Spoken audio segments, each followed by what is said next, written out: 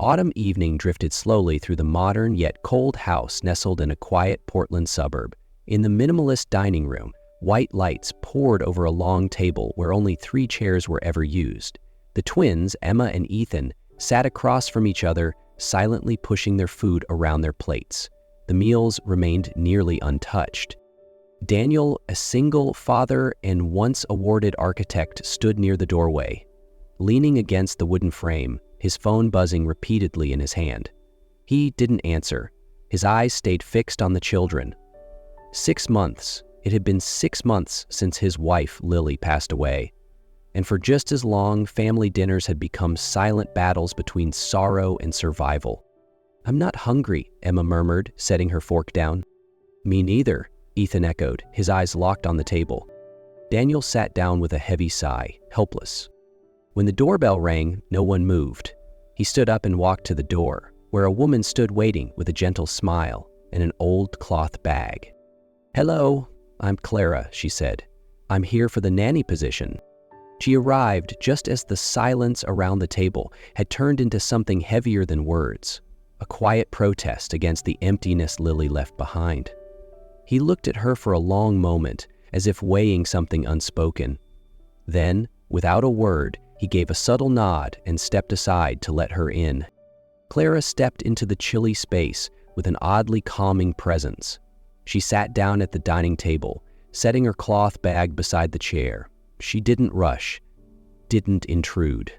Emma and Ethan glanced at her cautiously, their eyes reflecting a quiet fear that this stranger might disturb the fragile balance they had built in this house. Daniel stood back by the doorway, watching but staying silent. He'd seen many nannies try to manage the kids, with logic, commands, or fake cheerfulness.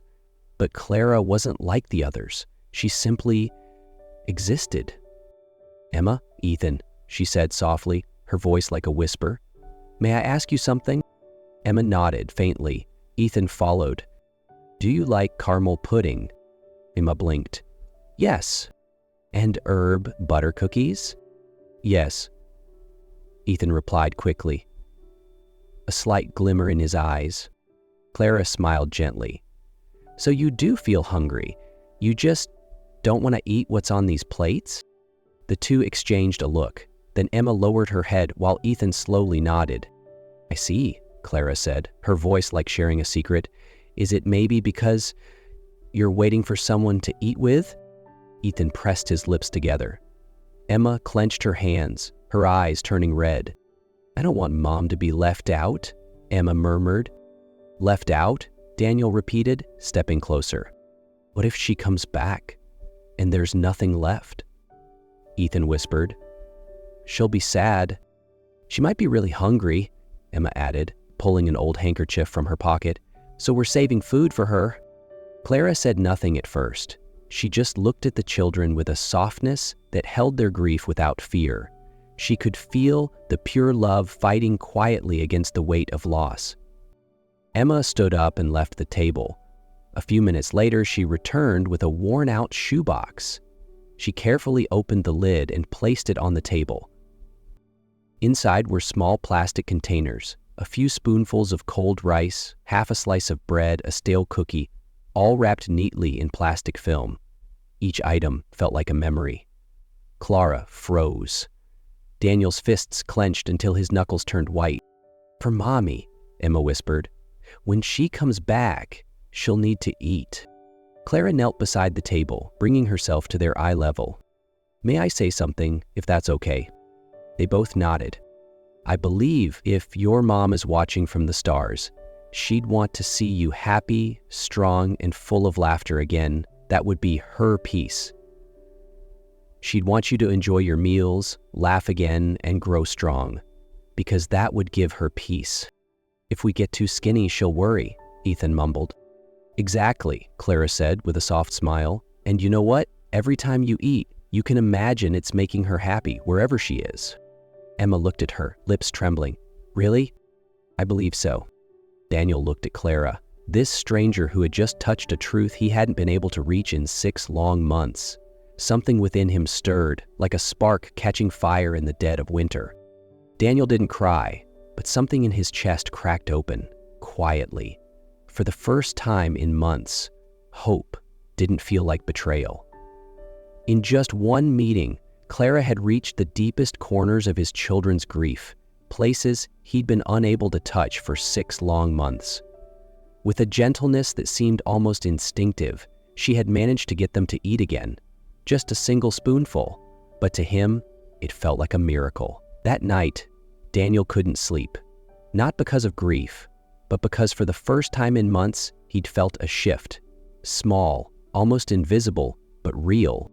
The next morning, the air in the house hadn't completely lifted, but something had shifted, just slightly. It felt lighter, less heavy. Daniel woke up early, not because of work, but because he couldn't stop thinking about the conversation from the night before. When he walked into the kitchen, he found Clara already there. She was arranging a row of spice jars she'd brought from Georgia, each labeled by hand: cinnamon, clove, thyme, bay leaves, and one he didn't recognize: marjoram. "You brought your whole kitchen with you?" he asked, smiling. "Just the memories," Clara replied, her voice as warm as the cinnamon lingering in the air. "The kitchen was the first place I ever felt safe."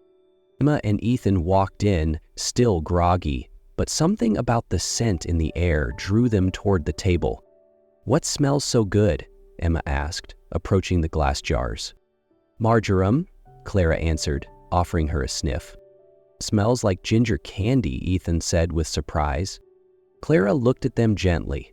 "Today, I'm going to teach you how to make cornmeal cookies. Would you like to help?" "But we don't know how to cook," Emma said nervously. "That's okay, I'll show you," Clara smiled. "We'll start with the smallest things. Just like love, it starts with the tiniest bits." Daniel stood at the doorway, silently watching the scene unfold. Clara showing Emma how to stir the dough, Ethan cracking eggs into a bowl. In the thin morning light, the kitchen, once just a place for reheating meals, suddenly felt like the heart of their home. The smell of baking flour filled the air, laughter echoed, bits of dough landed on shirts, cheeks, even the floor, but no one cared. For the first time in months, Daniel heard his children truly happy. "Dad, do you want to try one?" Emma ran toward him with a warm cookie in hand. Daniel smiled and took it. The flavor was simple, rustic, but somehow richer than anything he'd tasted at the finest restaurants. "This is delicious," he said honestly. "Who taught you to make this?" "Miss Clara," Emma beamed. "She says cooking is a way to remember the people we love." Daniel looked at Clara. She was laughing with Ethan, unaware that, in her quiet way, she was changing everything. After eating cookies with the kids, Daniel lingered in the kitchen, leaning against the counter, quietly watching Clara as she cleaned up. Late morning sunlight spilled across her face, calm, patient, and distant. He had never met anyone quite like her, gentle with the children, yet carrying something quietly lonely in her eyes. "Have you worked with kids for a long time?" Daniel asked, trying to sound casual.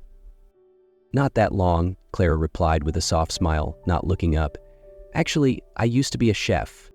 I had plans to open a small restaurant back in Georgia. I had even picked the name Grandma's Table." She paused briefly, then continued. My fiance and I built the whole concept together, but 2 months before the wedding, he said he wasn't sure anymore, that he needed time." Daniel didn't say anything, not because he didn't know what to say, but because he could hear the tear in her voice, a wound not yet healed. "So I packed my things and came here," Clara said, washing her hands at the sink. "I figured I needed to start over somewhere unfamiliar, somewhere people wouldn't look at me and see the girl who got left at the altar. And instead, they see you as the nanny who's not that great but makes decent cookies," she chuckled. Daniel laughed too, but something tugged at his chest. Some people walk into your life gently, but carry with them the weight of an entire world that once collapsed. Clara was one of those people. Her story lingered in the air long after it ended, like the scent of cinnamon on an empty plate. That afternoon, Clara prepared dinner with Emma and Ethan. While the twins argued over which vegetables to add to the soup, Daniel stood at the kitchen doorway again, as if that spot had become his safest place to watch from. Before, the kitchen had been a place for reheating frozen meals or making rushed coffee. But now, it was different. The laughter, the scent of herbs, the steam rising from the pot, all of it made the space feel alive again.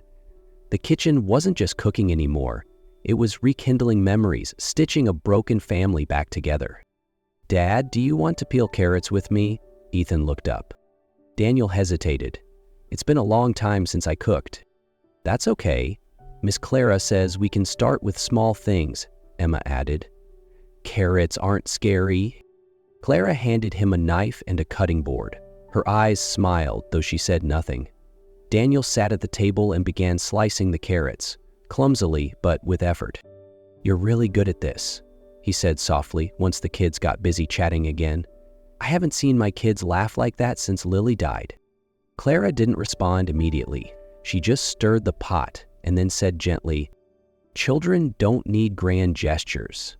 They just need to feel safe, heard, and sometimes a warm scent from the kitchen is enough to feel loved." Daniel stayed quiet. He looked down at his hands, awkward, unsure, but somehow real. "Fair?" "Yes. Thank you for this." She smiled, nodded slightly, then turned back to the soup. But something had shifted in her eyes. A quiet understanding that didn't need words. That night, they had dinner together for the first time in months. No one had to be asked, no one forced a smile. Emma talked about school. Ethan told a story about being teased for bringing weird cookies.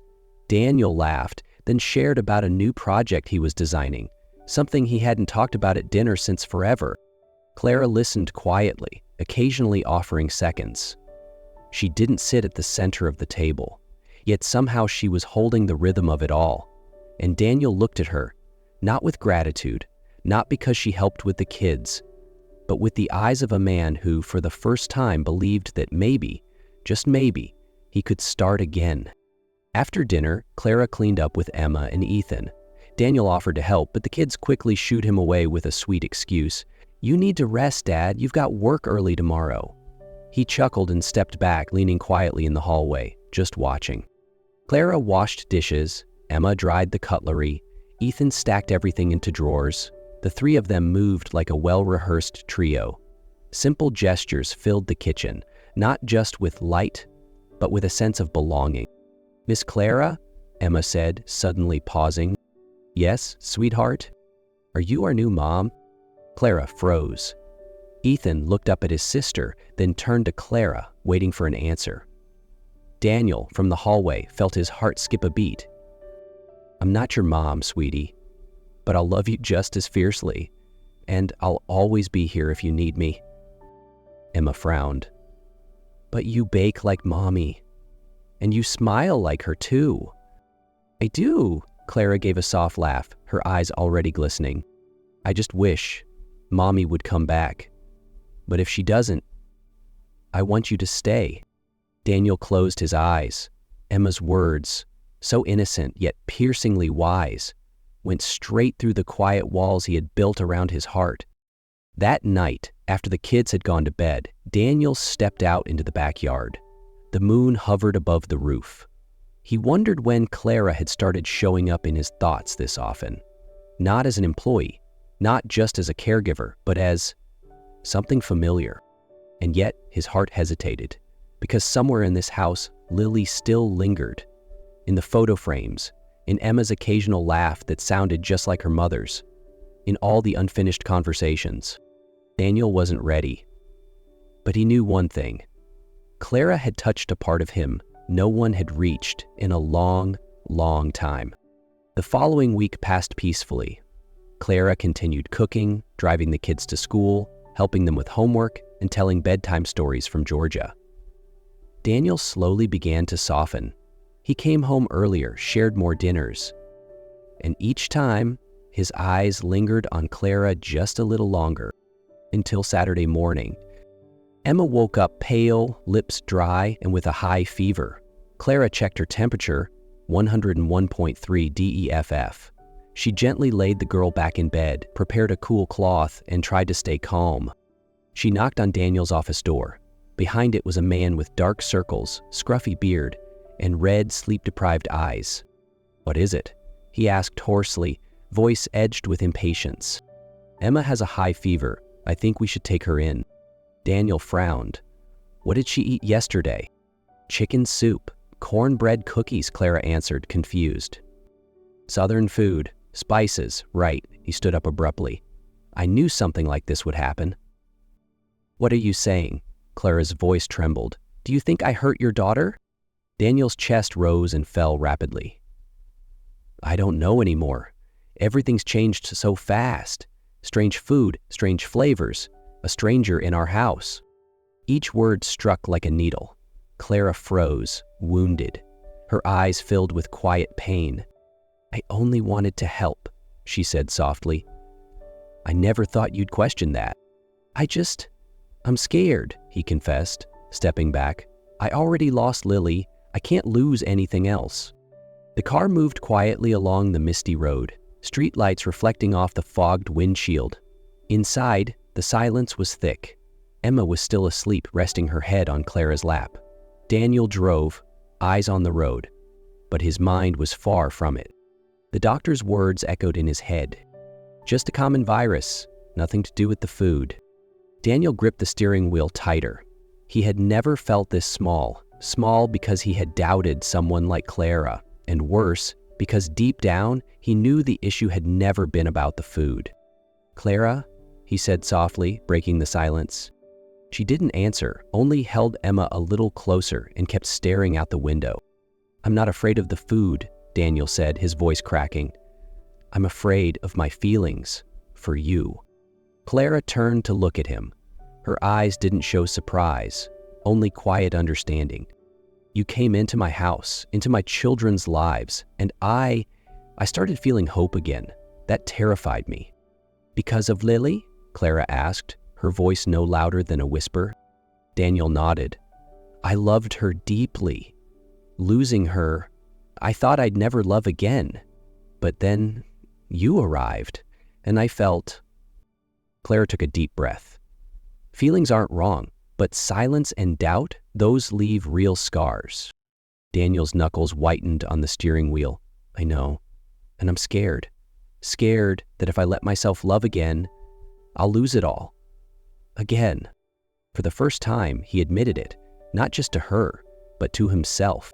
Even after Daniel's confession, the fog in Clara's heart didn't lift.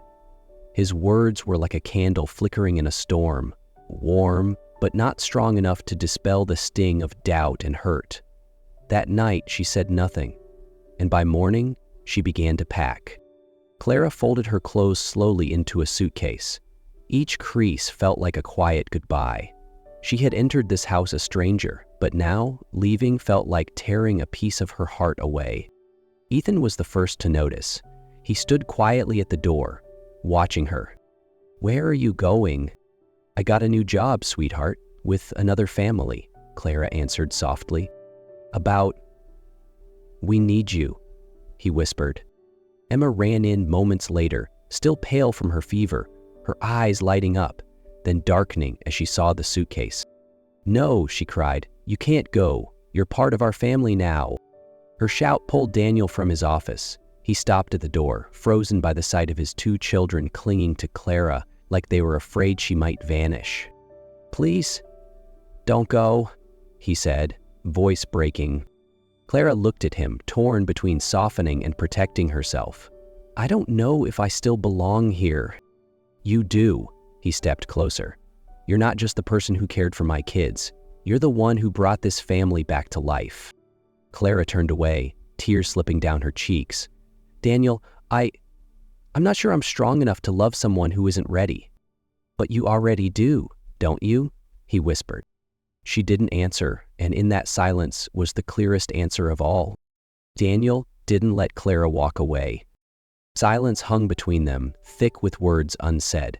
Then, as Clara turned, Daniel took a step, not toward goodbye, but toward something braver. He didn't give a grand speech, didn't make perfect promises. He simply stepped forward, stood in front of her, awkward but honest. "If you leave now," he said, "I'll lose someone else who means the world to me, And this time, I don't think I can handle it." Clara turned away, her shoulders trembling slightly. Daniel didn't move closer. He just continued, slowly, as if learning how to name the feelings in his heart. "I never thought I could love again. After Lily died, everything felt like a blank space. I couldn't see, I couldn't feel, until you came." His voice cracked. "It's not because you cook. It's not because you care for my kids. It's because you live. You live with them with a real heart.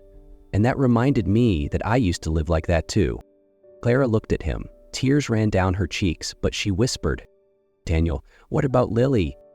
"Lily is always here," he said, placing a hand on his chest, "but not to hold me back. She's here to remind me, love doesn't end. It just changes form." He stepped closer, gently resting a hand on her suitcase. "Don't go. Stay. Not because the kids need you, but because I do. I need you not as a replacement, but as the person you are." Clara clenched her hands. She had never been looked at like that before, not with pleading, not with control, but with truth. She exhaled, trembling yet lighter. "Okay, I will think about it." Before Clara could leave the room, the two children threw their arms around her. Ethan hugged her waist tightly, and Emma clung to her hand as if afraid she might disappear. "You're really not leaving?" Ethan asked, his eyes shimmering. Clara laughed through her tears and nodded. "No, I'm staying." "Then, can you be our new mom?" Emma asked innocently. "You feel like family already." Clara froze for a second. The word mom rang in her heart like a soft melody. Then she pulled them both into her arms. "If that's what you want, then I'd be honored." Daniel stood at the doorway, his heart wrapped in something unfamiliar, something warm and trembling.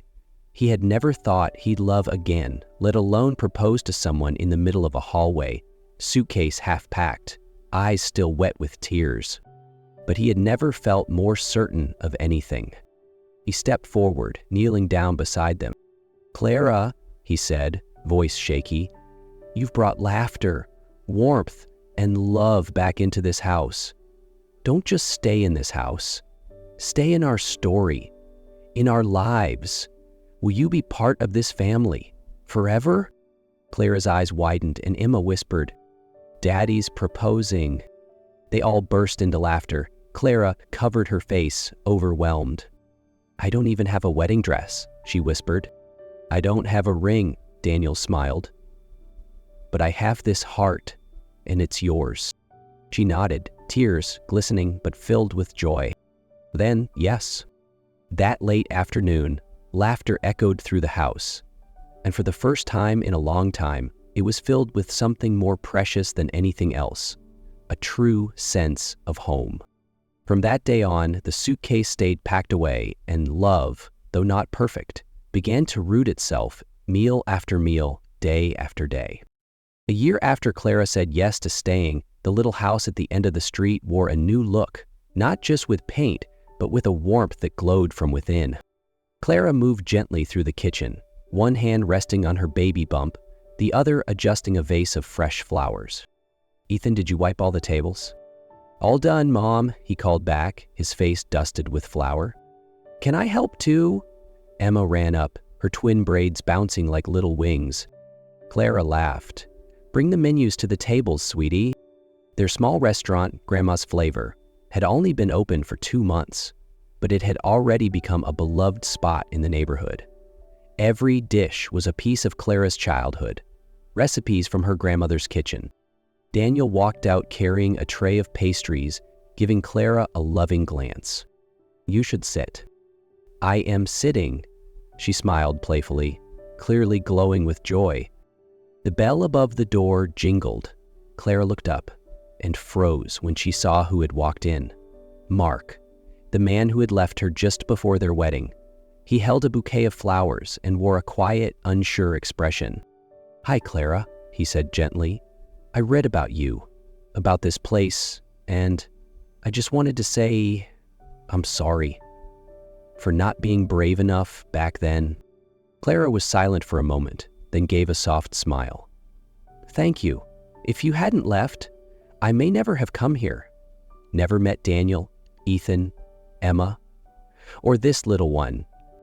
She placed a hand on her belly, her eyes filled with a quiet light. I don't blame you, because that moment brought me here, to real happiness. Mark nodded, his eyes misty. I'm happy for you. As he left, Clara stood for a few seconds, her hand still resting on her belly. Daniel came up behind her, gently wrapping his arm around her shoulders. You okay? I'm good. I've never felt this peaceful. The sun was setting, casting soft light through the white curtains.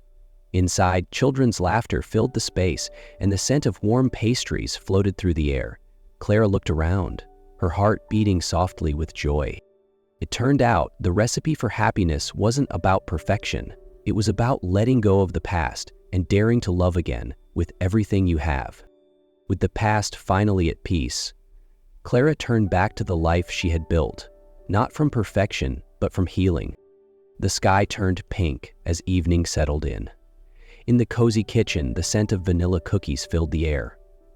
Emma stood on a stool, stirring the dough with tiny hands, while Ethan lined cookies on a tray, focused like a little chef. Careful this time, no burning the cookies, Clara laughed, her baby bump stretching beneath her floral apron. I set the timer, Mom, Ethan said proudly. Daniel set the table, laying out the cloth Emma had picked and a small vase of wildflowers Ethan had gathered from the garden. Everyone sit, Emma called out. Tonight's the baby celebration. Dinner was simple. Grandma's vegetable soup, crispy cheese bread, and fresh orange juice.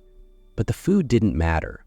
What mattered was the laughter around the table, the unspoken warmth in every glance exchanged. Halfway through the meal, Emma leaned against her mother, eyes sparkling. Mom, Clara. Yes, sweetie? You healed Daddy's heart. With food. The table fell silent for a beat. Then Clara chuckled, pulling her daughter in close. Daniel reached out, taking Clara's hand, his eyes quietly glistening. Not just with food, he said softly, but with your love, your patience, and your whole heart. Clara looked at him, then at the two children beside her, smiling bright. And deep inside, she knew she was exactly where she was meant to be, that her journey back to love had come full circle. Think, she whispered, smiling, I've been healed too, by this very family. They brought the cookies to the table together, telling stories about Grandma's old recipes, about Daniel burning pancakes on his first try, and the love story that began with a quiet afternoon meal. Outside the window, the breeze gently swayed the white curtain, and inside was a dinner that felt complete, not because the table was full, but because every heart around it had finally found its home.